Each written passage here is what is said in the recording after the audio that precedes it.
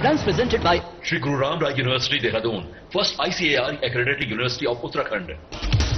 अंकिता हत्याकांड पर न्यायालय के फैसले पर बोले सीएम धामी। 3 दोषियों को कोर्ट ने सुनाई उम्र कैद की सजा। का भविष्य में ऐसी घटना न हो, इस पर सरकार सख्त है। अंकिता हत्याकांड के 3 दोषियों को कोर्ट ने सुनाई उम्र कैद की सजा। कोर्ट के फैसले का कांग्रेस प्रदेश अध्यक्ष करन महारा ने किया स्वागत। बद्री और केदारनाथ धाम यात्रा पर झारखंड के सीएम हेमंत सोरेन। बाबा बद्री केदार के दर्शन कर परिवार लिया आशीर्वाद। देश की सुख समृद्धि की प्रार्थना। प्रेमनगर पुलिस ने गांजा तस्कर को किया गिरफ्तार। कब्जे से 1 किलो 65 ग्राम गांजा बरामद। मुखबिर की सूचना पर तस्कर गिरफ्तार। उत्तराखंड में मौसम ने ली करवट। पहाड़ से मैदान तक बदला मौसम का मिजाज। प्रदेश के 8 जिलों में बारिश का येलो अलर्ट जारी।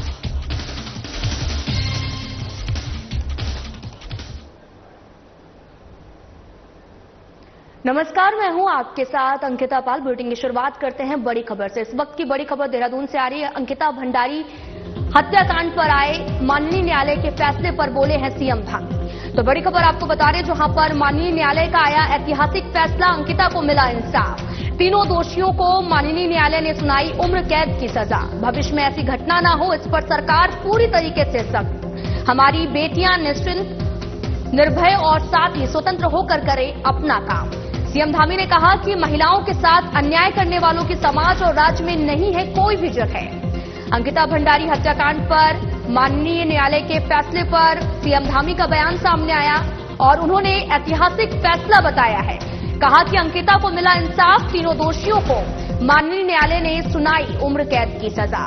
भविष्य में ऐसी घटना न हो, इस पर सरकार पूरी तरीके से सख्त है। और साथ ही उन्होंने ये भी कहा कि हमारी बेटियां निश्चित, निर्भय और स्वतंत्र होकर अपना काम करें। महिलाओं के साथ अन्याय करने वालों की जो समाज और राज्य में कोई भी जगह नहीं है।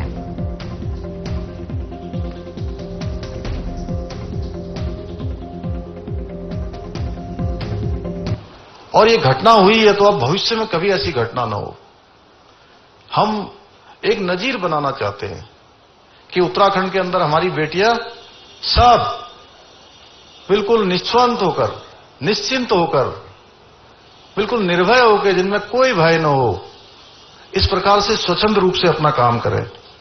और हमारी बेटियों की जो सुरक्षा की हमारी जिम्मेदारी है, उनके साथ अन्याय करने वालों को न तो हमारे समाज में कोई जगह है, न ही हमारे राज्य में है।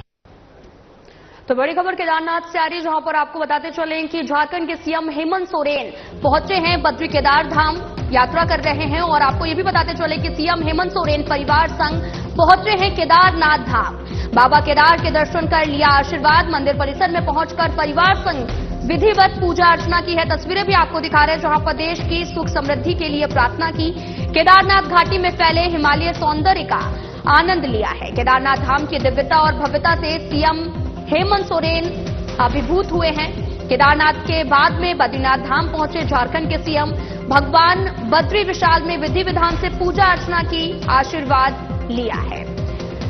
तो आपको बताते चले कि बद्री केदार धाम यात्रा पर झारखंड के सीएम हेमंत सोरेन हैं और अपने परिवार के साथ में केदारनाथ धाम दर्शन करने के लिए पहुंचे। इसके बाद वो बद्रीनाथ भी पहुंचे, जहां पर उन्होंने पूजा अर्चना की अपने पूरे परिवार के साथ में। बाबा केदार के दर्शन करके आशीर्वाद प्राप्त किया है। मंदिर परिसर में पहुंचकर परिवार संग विधिवत पूजा अर्चना भी की है। देश की सुख समृद्धि की कामना की है। साथ ही केदारनाथ घाटी में फैले हिमालय सौंदर्य का भी आनंद लिया है। केदारनाथ धाम की दिव्यता और भव्यता से सीएम हेमंत सोरेन अभिभूत हुए हैं।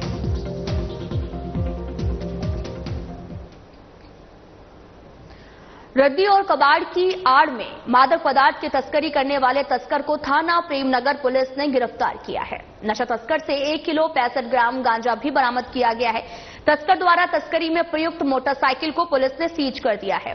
साथ ही सीएम धामी ने ड्रग्स फ्री देवभूमि 2025 के विजन को एसएसपी अजय सिंह साकार करने में लगे हैं। साथ ही एसएसपी ने मादक पदार्थों की तस्करी और लिप्त आरोपियों को चिन्हित कर कड़ी कार्रवाई के भी निर्देश दे दिए हैं। साथ ही थाना प्रेमनगर पुलिस ने मुखबिर की सूचना पर चौकी विधोली गेट के पास से रद्दी कबाड़ खरीदने की आड़ में गांजे की तस्करी कर रहे तस्कर रीनूनाथ को गिरफ्तार किया गया है। और साथ ही पूछताछ के दौरान तस्कर ने बताया कि वो आसपास के क्षेत्र में रद्दी बिनने कबाड़ी का काम करता आ रहा है और स्वयं भी नशे का आदी है। कबाड़ बिनने की आड़ में उसके द्वारा सेलाकुई के कुछ स्थानीय नशेड़ियों से गांजा सस्ते दामों में खरीदा गया था, जिसे वो प्रेमनगर के आसपास के क्षेत्रों में स्थानीय मजदूरों और आसपास के शिक्षण संस्थान में अध्ययनरत छात्रों को जो है वो महंगे दामों में बेचकर मुनाफा कमाने की फिराक में था, जहां पुलिस ने उसे गिरफ्तार भी किया है।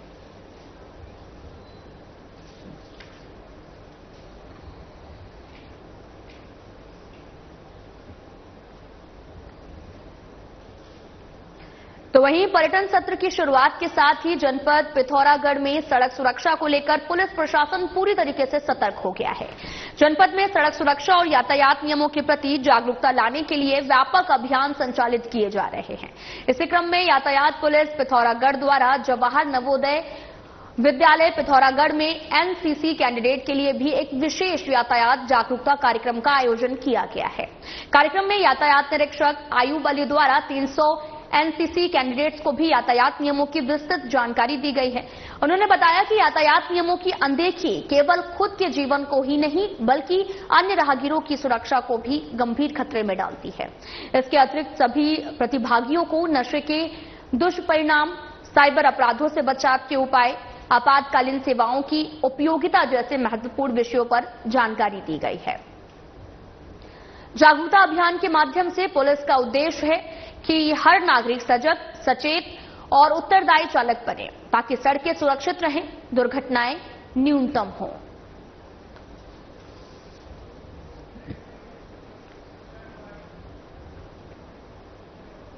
फिलहाल यहां रुकते हैं एक छोटे से ब्रेक के लिए।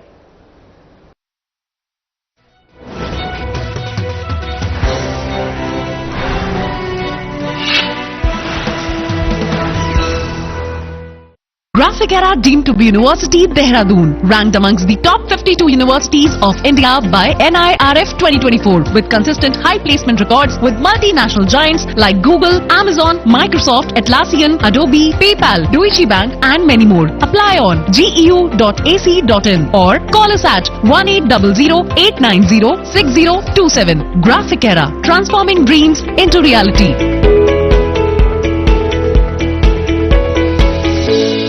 उत्तराखंड देश का मान बढ़ा रहा है। प्राकृतिक संसाधनों से समृद्ध यह प्रदेश अब सतत विकास और आत्मनिर्भरता की ओर तेजी से अग्रसर है। देश के यशस्वी प्रधानमंत्री श्री नरेंद्र मोदी जी के आत्मनिर्भर भारत के संकल्प को साकार करने की दिशा में मुख्यमंत्री पुष्कर सिंह धामी जी के कुशल नेतृत्व में आत्मनिर्भर उत्तराखंड का सपना साकार हो रहा है। जैविक कृषि को अपनी नीति और विकास मॉडल का अभिन्न हिस्सा बनाया है। उत्तराखंड की उपजाऊ भूमि और प्राकृतिक अनुकूलता इसे जैविक खेती का आदर्श केंद्र बनाती है, जो न केवल स्वस्थ और प्राकृतिक आहार को बढ़ावा देती है बल्कि किसानों की आर्थिक समृद्धि और राज्य की हरित अर्थव्यवस्था को भी सशक्त बना रही है। उत्तराखंड सरकार द्वारा बीते 3 वर्षों में जैविक कृषि को बढ़ावा देने के लिए कई योजनाएं शुरू की गई हैं, जिससे प्रदेश को भारत के जैविक हब के रूप में विकसित करने की दिशा में मजबूती मिली है। PKVY के तहत राज्य में 3900 क्लस्टरों में जैविक खेती को प्रोत्साहित किया जा रहा है, जिसके लिए वित्तीय वर्ष 2023-24 में 131.27 करोड़ का बजट प्रावधान किया गया है। कार्बनिक क्लस्टर योजना के माध्यम से किसानों को संगठित रूप से जैविक खेती अपनाने और अपने उत्पादों को एक साझा मंच पर बेचने का अवसर मिल रहा है। जैविक खेती को और अधिक प्रभावी बनाने के लिए सरकार ने किसानों को जैविक प्रमाणन और टैगिंग की सुविधा प्रदान की है, जिससे उनकी उपज को राष्ट्रीय और अंतर्राष्ट्रीय बाजारों में नई पहचान मिल रही है। पर्यावरण संरक्षण और प्राकृतिक संसाधनों के संतुलित उपयोग को भी बढ़ावा दे रही है, जिससे मिट्टी की उर्वरता बनी रहे और जल संसाधनों का संरक्षण हो। उत्तराखंड सरकार की ये पहल न केवल कृषि क्षेत्र को सुदृढ़ कर रही है बल्कि पर्यावरण संरक्षण और ग्रामीण अर्थव्यवस्था को भी मजबूती प्रदान कर रही है। स्वस्थ माटी, समृद्ध खेती, जैविक कृषि, उत्तराखंड की नई नीति। 11 schools, infinite possibilities. From healing in hospitals to discovery in labs, from art to agriculture. This is more than a campus. This is where futures begin. Shri Guru Ram Rai University, where dreams take flight. Admissions open for 2025 batch.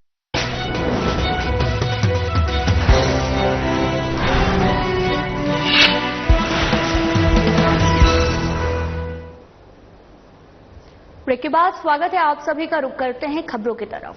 Fit Uttarakhand अभियान के तहत में Champawat police line में साप्ताहिक parade का आयोजन किया गया और इस दौरान एसपी अजय गणपति ने परेड का निरीक्षण कर अधिकारियों और कर्मचारियों को सशस्त्र अभ्यास भी कराया है और साथ ही शस्त्रों के संचालन और रखरखाव के बारे में भी जानकारी दी है।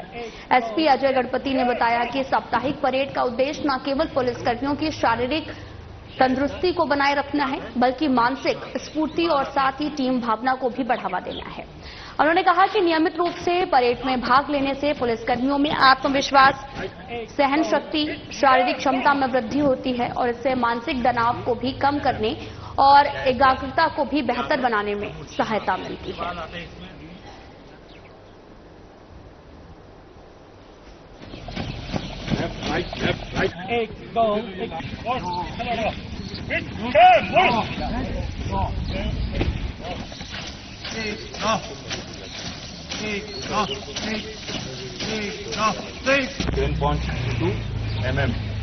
क्या है इसका गोर का व्यास, इससे फिर एमुनेशन आता है। कौन सा एमुनेशन लगता है इसमें?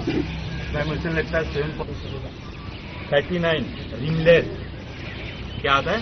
एमुनेशन आता है। इसके बाद आता है इसमें कार्य करने का सिद्धांत, आत्मन और बैरल और टाइगर घाट के कभी ज्यादा क्या होता है अंदर। रानी पोखरी थाना क्षेत्र अंतर्गत भोगपुर में दो वाहनों की आपसी टक्कर होने से दो पक्षों में विवाद हो गया है। विवाद इतना बढ़ा कि दोनों पक्षों के बीच में लात घूंसे चलने लगे। इस घटना की वीडियो सोशल मीडिया पर तेजी से वायरल हो रही। इस दौरान किसी ने घटना की जानकारी आपातकालीन पुलिस कंट्रोल रूम को भी दे दी है। सूचना मिलते ही पुलिस घटनास्थल पर पहुंची। विवाद के साथ में झगड़ा हो रहे ना लोगों को जो है वो हिरासत में लेकर रानी पोखरी थाना लेकर गई है। पुलिस ने सभी आरोपियों के खिलाफ कड़ी कानूनी कार्रवाई की है। रानी पोखरी थाना प्रभारी विकेंद्र कुमार ने बताया कि क्षेत्र में शांति व्यवस्था के साथ ही खिलवाड़ किसी को भी नहीं करने दिया जाएगा। जो भी व्यक्ति शांति भंग करने की कोशिश करेगा उसके खिलाफ कड़ी कार्रवाई की जाएगी। शांति भंग करते हुए पकड़े गए आरोपियों के खिलाफ पुलिस ने चालान भी काटकर जुर्माना वसूल करने की भी कार्रवाई की है। दोबारा इस प्रकार की हरकत करने पर मुकदमा दर्ज करने की चेतावनी दी है। पुलिस ने क्षेत्र में आने वाले पर्यटकों को भी हुड़दंग नहीं करने की भी नसीहत दी है।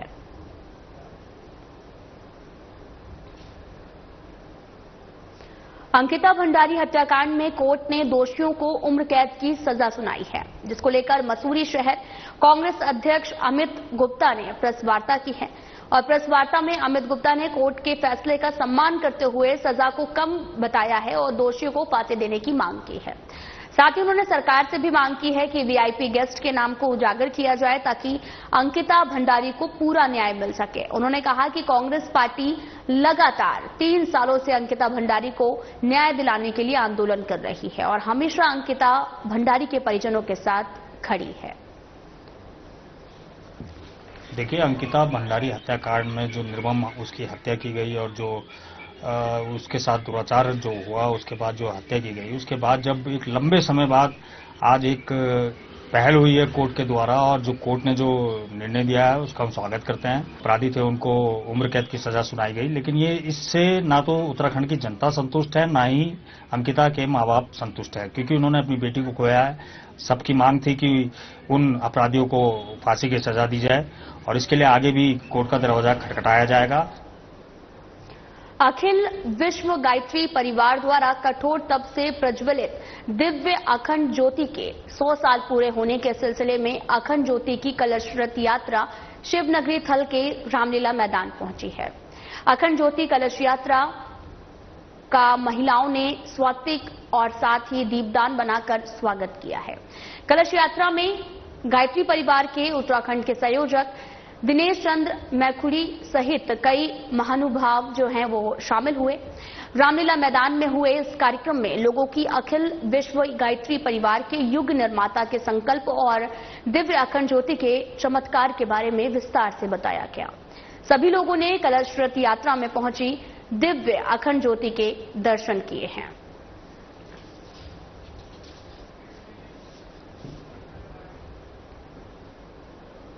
फिलहाल यहां रुकते हैं एक छोटे से ब्रेक के लिए।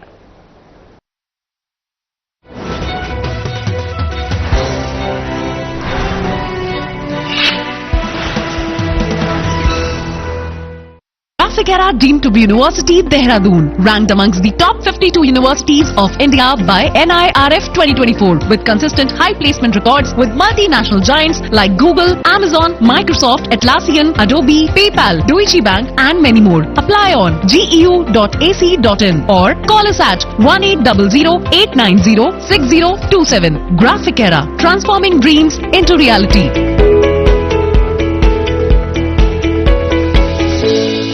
देवभूमि उत्तराखंड, जहां हिमालय की ऊंचाइयां विकास का नया इतिहास लिख रही हैं और हर गांव आत्मनिर्भरता की ओर बढ़ रहा है। प्रधानमंत्री श्री नरेंद्र मोदी जी के स्वस्थ भारत, सशक्त भारत के संकल्प को आगे बढ़ाते हुए मुख्यमंत्री पुष्कर सिंह धामी के नेतृत्व में उत्तराखंड में शहरी ही नहीं सुदूर ग्रामीण क्षेत्र भी स्वास्थ्य सेवाओं की पहुंच से समृद्ध हो रहे हैं।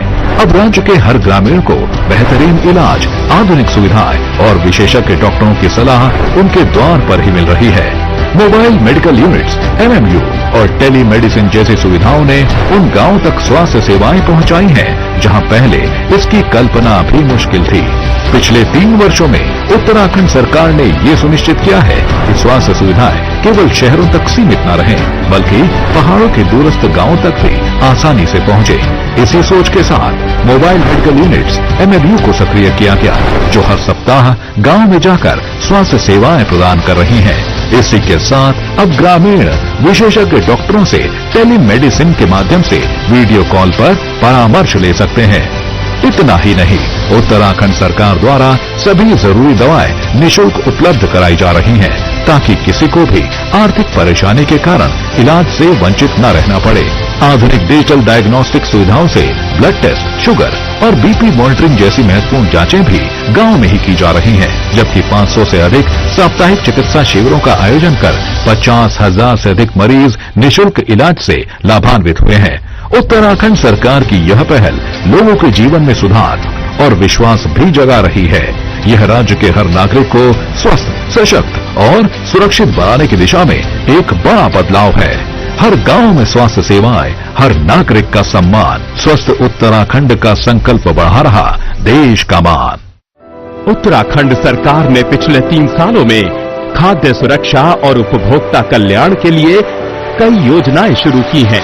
मुख्यमंत्री पुष्कर सिंह धामी के नेतृत्व में विभाग ने सार्वजनिक वितरण प्रणाली को सशक्त किया, जिससे राज्य के प्रत्येक जरूरतमंद नागरिक तक खाद्यान्न और ऊर्जा पहुंचाने की प्रक्रिया आसान और पारदर्शी हुई है। प्रधानमंत्री उज्ज्वला 2.0 के तहत ग्रामीण क्षेत्रों में 5 लाख से अधिक गरीब परिवारों को रसोई गैस कनेक्शन दिए गए, जिससे उन्हें स्वच्छ और सुरक्षित ऊर्जा मिल रही है। मुझे सरकार की तरफ से उज्ज्वला सिलेंडर मुफ्त मिलता है और मैं सरकार की इन योजना से बहुत खुश हूँ। हमें उज्ज्वला गैस कनेक्शन मिला है, उससे हमें बहुत अच्छा लाभ मिल रहा है, उसके लिए मैं सरकार को धन्यवाद करना चाहूँगी। पारदर्शी सार्वजनिक वितरण प्रणाली यानी PDS के अंतर्गत सरकार ने ऑनलाइन पंजीकरण प्रणाली लागू की है, जिससे राशन कार्ड के लाभार्थियों के लिए सुविधा बढ़ी है। इस पहल के तहत 10,000 से अधिक नए राशन कार्ड जारी किए गए हैं। उत्तराखंड सरकार ने गरीबों को सस्ती दरों पर खाद्यान्न उपलब्ध कराने के लिए सरकारी राशन दुकानों के माध्यम से अनाज की दरों में कटौती की है, जिससे आर्थिक रूप से कमजोर वर्ग के लोगों को लाभ मिल रहा है। गेहूं चावल सही तरीके से मिल जाती है, सरकार को धन्यवाद। पति मेरा नहीं है, राशन मिलता है फ्री में, इसी से गुजारा करता हूँ। 3 बच्चे हैं मेरे। उत्तराखंड सरकार की ये योजनाएं सिर्फ विकास नहीं, बल्कि हर जरूरतमंद के सपनों को साकार करने का संकल्प है। जब हर घर में भोजन होगा, जब हर रसोई में उजाला होगा, तब उत्तराखंड वाकई आत्मनिर्भर और समृद्ध बनेगा। हर घर अन्न, हर घर उजाला, खुशहाल उत्तराखंड की यही पहचान।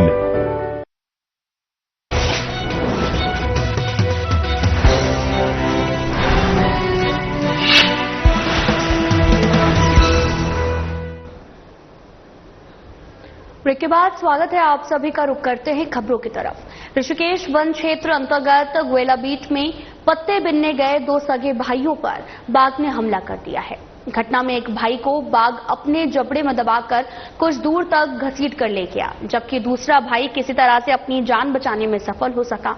सूचना मिलने पर वन विभाग और पुलिस की टीम मौके पर पहुंची। टीम ने घटनास्थल से हमले का शिकार हुए भाई का शव बरामद किया है। साथ ही श्यामपुर चौकी प्रभारी योगेश खुमरियाल ने बताया कि ब्रह्मपुरी हरिद्वार निवासी राजू कश्यप और उसका भाई संजू कश्यप श्यामपुर में रहने वाले एक ठेकेदार के कहने पर ऋषिकेश वन क्षेत्र के गोयला बीट में शादी समारोह के लिए पत्ते बिनने के लिए गए। जंगल में पत्ते बिनने के दौरान अचानक से बाघ आ गया। बाघ ने हमला कर दिया। हमले में बाघ राजू कश्यप को अपने जबड़े में दबाकर कुछ दूर तक घसीट कर ले गया। नजारा देखकर संजू मौके से भाग गया है। उसने घटना की जानकारी पुलिस कंट्रोल रूम को दी है। सूचना मिलते ही वन विभाग और पुलिस की टीम घटनास्थल पर पहुंची है, जहां पर राजू कश्यप का शव खून से लथपथ अवस्था में बरामद हुआ है। पुलिस ने राजू का शव कब्जे में लेकर पोस्टमार्टम के लिए भेज दिया है। मामले की अग्रिम जांच भी शुरू कर दी गई है। वन विभाग की मामले में जांच लगातार जारी है। पंचायत सदस्य रमन रागड़ा ने बताया कि घटना से क्षेत्र में शोक की लहर है।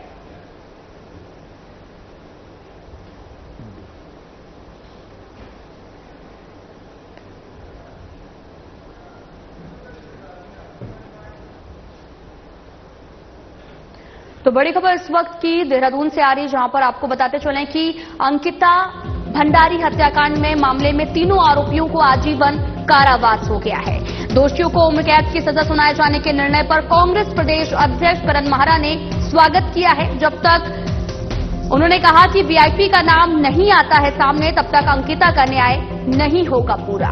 वीआईपी का नाम होना चाहिए सार्वजनिक, सबूतों को मिटाने वालों पर भी होनी चाहिए कार्रवाई। हमारी लड़ाई केवल दोषियों को सजा दिलाने तक सीमित नहीं है। कांग्रेस की लड़ाई संपूर्ण न्याय और सच्चाई आने तक रहेगी जारी। कांग्रेस इस मुद्दे को लेकर जनमानस के बीच में आकर उठाती रहेगी आवाज। बहुचर्चित अंकिता भंडारी हत्याकांड मामले में तीनों दोषियों को आजीवन कारावास हो गई है और इसको लेकर भी दोषियों को उम्र कैद की सजा सुनाए जाने पर निर्णय पर कांग्रेस प्रदेश अध्यक्ष करण माहरा ने इसका स्वागत किया है और कहा कि वीआईपी का नाम जब तक सामने नहीं आता है तब तक अंकिता का न्याय नहीं होगा पूरा। वीआईपी का नाम होना चाहिए सार्वजनिक, सबूतों को मिटाने वालों पर भी कार्रवाई होनी चाहिए। और साथ ही उन्होंने कहा कि हमारी लड़ाई केवल दोषियों को सजा दिलाने तक सीमित नहीं है।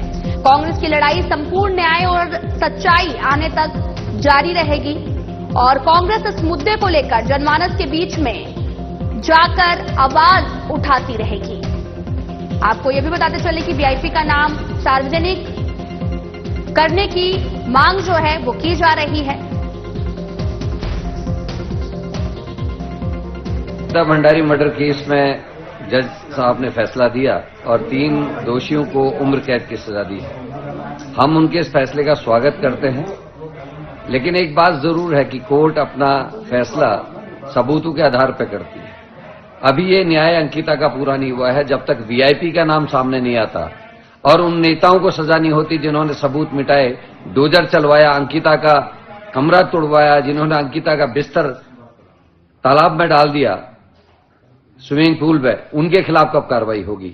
वो पुलिस के अधिकारी जिसने कमरे को वीआईपी बताया, उसके खिलाफ जब तक कार्रवाई नहीं होती, उस विधायक और उस बड़े नेता के खिलाफ जब तक कार्रवाई नहीं होती जिसने पूरे सबूत मिटाने का काम किया, डोजर चलवाया, आग लगवाई और आग एक बार नहीं 17 दिन के बाद दोबारा आग लगी है, तो हम अंकिता के न्याय को आज अधूरा न्याय मानते हैं। प्रकृति को अपना न्याय करना होगा।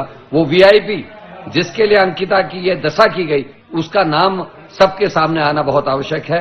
केवल उत्तराखंड नहीं, आज पूरा देश ये जानना चाहता है कि अंकिता की जो हत्या हुई है उसका जो मुख्य कारण जो वीआईपी था उसका नाम सार्वजनिक होना चाहिए और ये लड़ाई जारी रहेगी। हम मां प्रकृति से और ईश्वर से प्रार्थना करते हैं कि वो वीआईपी जल्दी से जल्दी एक्सपोज हो और उसका नाम लोगों तक पहुंचे। धन्यवाद। फिलहाल बुलेटिन में इतना ही। नमस्कार।